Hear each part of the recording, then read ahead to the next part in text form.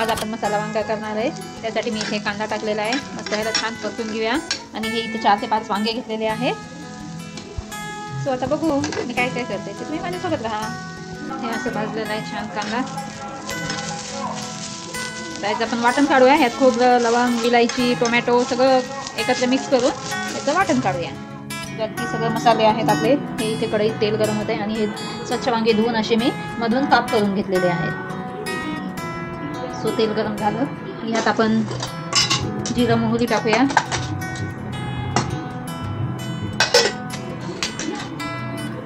थोडंसं हिंग पण घालायचं.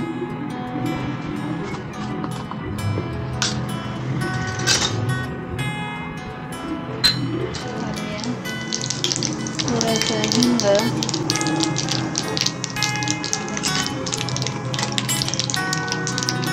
तर मग आपण हे वाटलेलं वाटण टाकूया.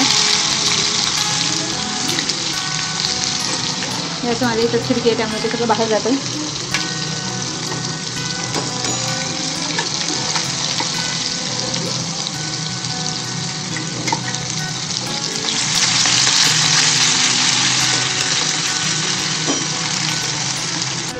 हा मसाला छान परतवते.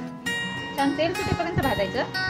तेल सुटेपर्यंत भाजलं म्हणजे भाजीला चव अशी छान येते. आता इथे तेल सुटत आहे तर मी यात घालते थोडीशी हळद, अर्धा चमचा हळद. तिखट तुम्ही तुमच्या चवीनुसार घालू शकता. मी इथे 2 चमचे घालते. आणि नमक सुद्धा चवीपुरतं टाकूया.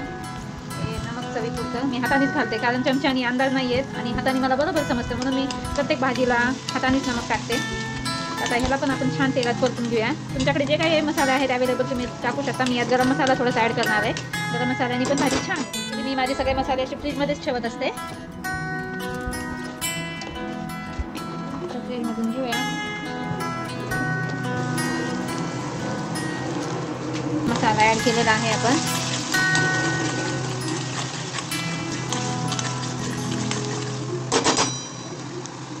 याला पण थोडंसं तेल सुटू देऊया. तुम्ही पाहू शकता की साईडनी कसं तेल येत आहे. यातलं सगळं पाणी मसाल्यात लाटून गेलं तर भाजीला चव येते छान. आता मी वांगे टाकते. वांग्यांनाही परतून घेऊया छान.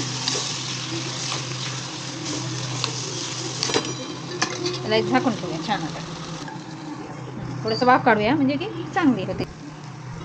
आता ही वांगी छान तेलात वाफलेली आहेत. यात टाकूया पाणी टाकू शकता.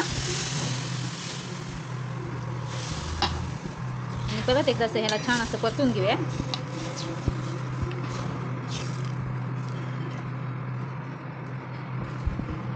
आणि याला पाहू शकता आता हे छान शिजून पाणी कमी होऊन जाईल. यात झाकून ठेवूया याला आपण. असं टाकू देऊ. छान छान होतील. बाहेर पाहू शकता तुम्ही आता ऊन भरपूर पडलेलं आहे. जाणवतोय बघा. आपली मस्तपैकी छान वांग्याची भाजी झालेली आहे. वांगे पण असे मस्त एकदम छान शिजलेले आहेत.